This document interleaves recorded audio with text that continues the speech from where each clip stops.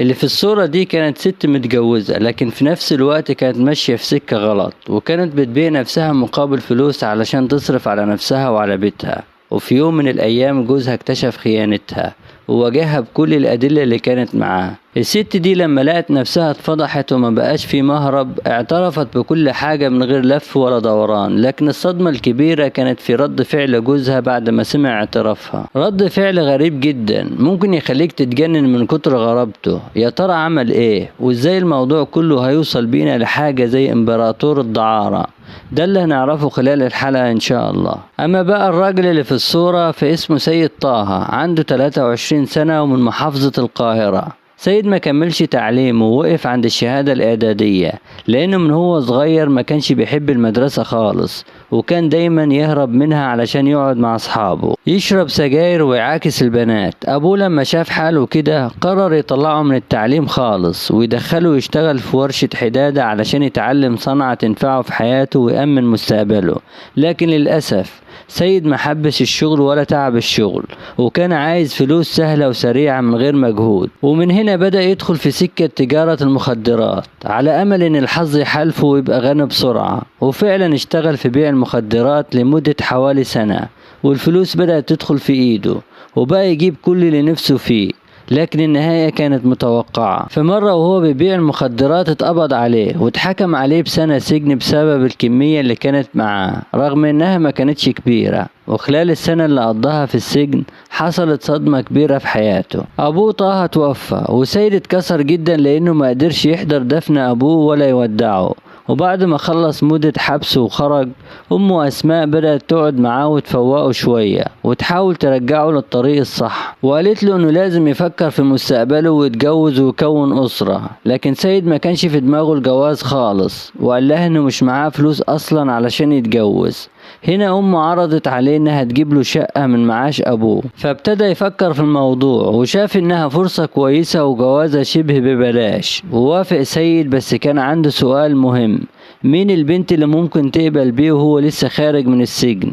أمه طمنته وقالت له إنها هتدور له على عروسة محترمة وبنت حلال. وفعلا بدأت تدور في المنطقة، لكن أغلب الأهالي كانوا بيرفضوا أول ما يعرفوا إنه مسجون سابق، ومحدش كان عايز يجوز بنته لواحد سمعته مش كويسة. ساعتها أسماء قررت تسيب المنطقة خالص وتسافر بلدها وتدور هناك على عروسة. وبالفعل بعد ما كلمت قرايبها وجيرانها رشحوا لها بنت صغيرة عندها 18 سنة اسمها عايدة، وما كملتش تعليمها هي كمان.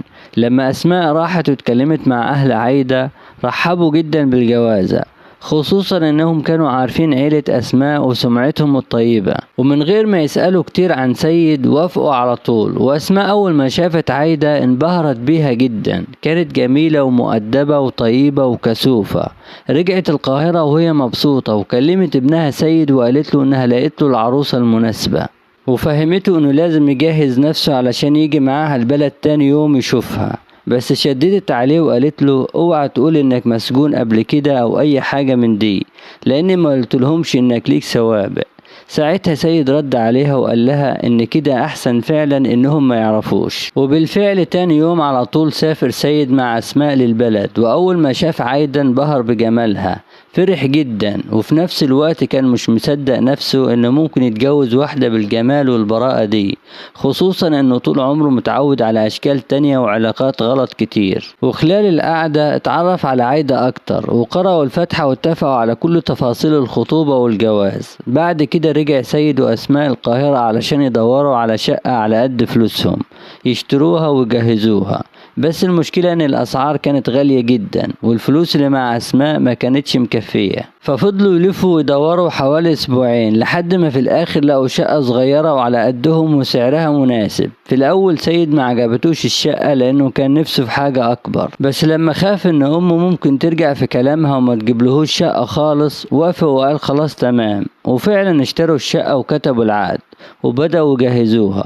وفي نفس الوقت أسماء جابت لابنها دبلة وراحوا البلد علشان يخطبوا عايدة ويحددوا ميعاد الفرح. واتفقوا انه يكون بعد حوالي 3 شهور. وبعدها سيد اخد رقم عايدة علشان يتكلموا مع بعض ويتعرفوا اكتر، لكن للأسف عايدة بسبب انها كانت بسيطة ومش لفة كتير في الدنيا ما خدتش بالها ان سيد كان بيتعاطى مخدرات، رغم ان كان ساعات بيبان عليه من كلامه وان لسانه تقيل. وفضل الوضع كده فترة لحد ما الشقة اتجهزت تجهيز بسيط، وبعدها اسماء كلمت اهل عايدة وقالت لهم ان كل حاجة بقت تمام. وخلال وقت قصير جدا اتعمل الفرح على الضيق واتجوز سيد وعايدة. في بداية الجواز عايدة كانت شايلة سيد في عينيها وبتحاول ترضيه بكل الطرق، وعلى الناحية التانية سيد كان بيحاول يتغير ويعيش حياة نظيفة ويبدأ صفحة جديدة معاها. وفعلا بطل المخدرات وبدأ يدور على شغل حلال، وفعلا اشتغل في مول معروف في القاهرة، بس المرتب كان ضعيف جدا وكان بالعافية بيكفي أكل اليوم بيومه. ومع كده عايدة كانت مستحملاه وما بتشتكيش لأنها متربية إنها تستحمل جوزها في الحلوة والمرة. وفضل الحال كده حوالي شهرين لحد ما سيد تعب من قلة الفلوس وقرر يسيب شغل المول وفكر يرجع تاني لتجارة المخدرات، لكن اتصدم ان كتير من صحابه اللي في السكة دي اتقبض عليهم، فخاف يرجع لنفس الطريقة علشان ما يتحبسش تاني، خصوصا انه جرب السجن قبل كده وعارف هو صعب قد ايه. وكمان وقتها كانت الحكومة مشددة جدا في المنطقة، فبقى صعب اي حد يشتغل في الحاجات دي. ساعتها سيد بقى تايه ومش عارف يعمل ايه، وكان مخنوق جدا لانه عايز يشرب وما كانش معاه فلوس، وكل ما يرجع البيت يطلع غضبه في عايدة ويضربها. ورغم كده عايدة كانت بتستحمل علشان تربيتها، وكمان كانت عايزة تساعده بأي طريقة. وسيد استغل طيبتها وخد منها خاتمها الذهب وباعه، وبدل ما كان يديها فلوس تجيب أكل وشرب، لا، خد الفلوس كلها وجاب بيها ممنوعات وقعد يشرب فيها. ومع الوقت حالتهم كانت بتسوء اكتر واكتر لحد ما عايدة قررت انها تدور على شغل وتنزل تساعد سيد في مصاريف البيت. بس علشان هي ما كملتش تعليمها وما بتعرفش تقرأ ولا تكتب، ما لقيتش قدامها غير شغلانة خدامة في البيوت بمرتب بسيط. في الاول عايدة رفضت الشغلانة دي، لكن لما حكت لسيد جوزها قال لها وايه يعني، اهم حاجة تشتغلي وتجيبي فلوس علشان نعرف نعيش. بس المصيبة مش هنا، المصيبة الحقيقية ان عايدة لما بدأت تشتغل وتقبض فلوس، سيد كان بياخد منها الفلوس بالعافية ويصرفها على الممنوعات اللي هو مدمنها. ومع مرور الوقت عايدة بدأت تتعود على الشغل أكتر، وفي نفس الوقت بقت بتحب الفلوس جدا، وبقت شايفة إنها أهم حاجة في الدنيا وإنها السبب في راحة الإنسان. ومع الأيام عايدة اتغيرت خالص وما بقتش البنت الطيبة اللي جاية من الأرياف، بقت واحدة تانية خالص، لدرجة إنها بتتعمد تلبس لبس ملفت وهي رايحة الشغل علشان تلفت نظر الرجالة في البيوت، يمكن يزودوها فلوس. وفعلا ده كان بيحصل، بس لحد اللحظة دي كانت لسه محافظة على نفسها وما بتخليش حد يقرب منها. وعلى الناحية التانية سيد كان مبسوط جدا ان مراته بتشتغل وبتجيب فلوس وهو قاعد في البيت مرتاح وبيشرب اللي هو عايزه.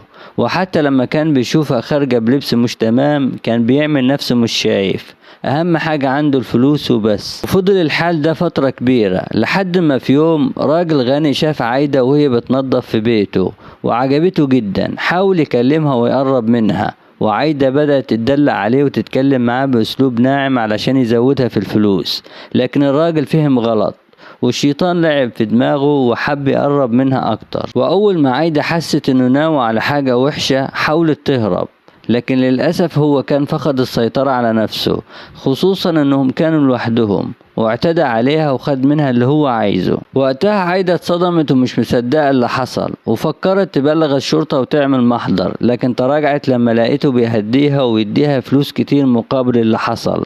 فساعتها اخدت الفلوس وهي مكسورة ومش عارفة تعمل ايه. رجعت البيت منهارة، لقت سيد كالعادة مستنيها علشان ياخد منها الفلوس ويجيب بيها ممنوعات. ساعتها عايدة اتخانقت معاه جامد وحست انه مش راجل، ازاي يسيب مراته تتبهدل بالشكل ده. وقعدت فترة في البيت مكتئبة وما بتنزلش شغل خالص، لكن بعد شوية بدأت تستوعب الصدمة اللي حصلت لها ورجعت تشتغل تاني، بس المرة دي كانت واحدة تانية خالص. شخصيتها اتغيرت 180 درجة وبقت بتسيب نفسها عادي مقابل فلوس. ومع الوقت الفلوس بدأت بتجري في ايديها لدرجة انها ما بقتش تروح البيوت علشان تنظيف، بقت بتعمل حاجات تانية خالص. وفضل الوضع ده فترة طويلة لحد ما سمعة عايدة بقت وحشة جدا في المنطقة، وبقى الشباب بيتكلموا عليها وبيقولوا عليها انها واحدة شمال. وكل ده كان بيحصل وسيد عامل نفسه مش شايف ولا سامع اللي مراته بتعمله، وكان كل اللي فارق معاه الفلوس الكتير اللي عايدة بتديها له. لحد ما في يوم واحد صاحب سيد قعد معاه وقال له مراتك ماشية غلط من وراك، ولازم تلمها وما تخليهاش تخرج تشتغل عشان سمعتها بقت على كل لسان. سيد سكت وما تكلمش، وبعدها راح البيت واستنى عايدة لحد ما رجعت من الشغل. اول ما دخلت واجهها وقال لها انت بتعملي حاجات حرام مع الناس اللي بتروحي لهم. عايدة اتخضت جدا وقالت له ايه الكلام ده، انا عمري ما اعمل كده. سيد رد عليها وقال فاكرة اني مش واخد بالي، انا عارف من زمان انك ماشية غلط من اول ما لبست الضيق وبدأت تنزلي، بس كنت ساكت عشان الفلوس اللي بتجيبيها. وكمل كلامه وقال بس ما كنتش اعرف ان سمعتك بقت وحشة للدرجة دي وكل الناس بقت بتتكلم عنك. الكلام ده صدم عايدة جدا وحست ان سيد متجوزها علشان الفلوس وبس ومش فارق معاه شرفها خالص. والكارثة بقى ان لما عايدة فكرت تبطل شغل وتقعد في البيت، سيد هو اللي ضغط عليها تنزل تشتغل تاني علشان الفلوس تزيد اكتر. ولما حس ان نظرة الناس ليهم بقت وحشة قرر يبيع الشقة اللي عايشين فيها واخد فلوس من عايدة وكمل عليهم، وراحوا اشتروا شقة تانية اكبر واحسن في منطقة بعيدة علشان محدش يعرفهم. المصيبة الاكبر ان سيد بقى هو اللي بيفكر لعايدة ازاي تكسب فلوس بسرعة، واقترح عليها تدخل مواقع مشبوهة وتعرض نفسها بمقابل. في الاول كانت خايفة بس لما جربت لقت ان الفلوس كتير فعلا وابتدت تكرر الموضوع. ومع الوقت الفلوس زادت جدا واشتروا اكتر من شقة وبقى في شقة مخصوص للنشاط ده. وسيد كمان فكر يكبر الموضوع اكتر واقترح يجيب بنات تشتغل معاهم علشان يغطوا الطلب الكبير. وفعلا عايدة وافقت وكلمت اكتر من بنت وبقوا يشتغلوا سوا. يوم ورا يوم الموضوع كبر وبقى عندهم اكتر من 3 شقق وبيكسبوا فلوس كتير جدا، لدرجة ان سيد اللي ما كانش لاقي ياكل اشترى عربية جديدة وبقى عامل نفسه رجل اعمال.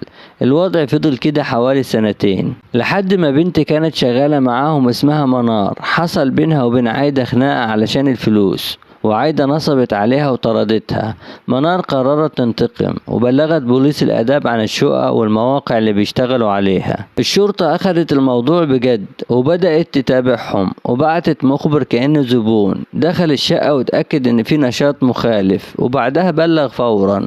وفجأة البوليس اقتحم المكان وقبض على كل اللي فيه. سيد وعايدة حاولوا ينكروا بس الأدلة كانت واضحة جدا، والشرطة وصلت لكل الشقق وقفلتها. وفي الآخر بعد المحاكمات اتحكم عليهم ب15 سنة سجن بتهمة إدارة شبكة دعارة واستغلال قاصرات، لأن كان في بنات أقل من 18 سنة في الشقق التانية.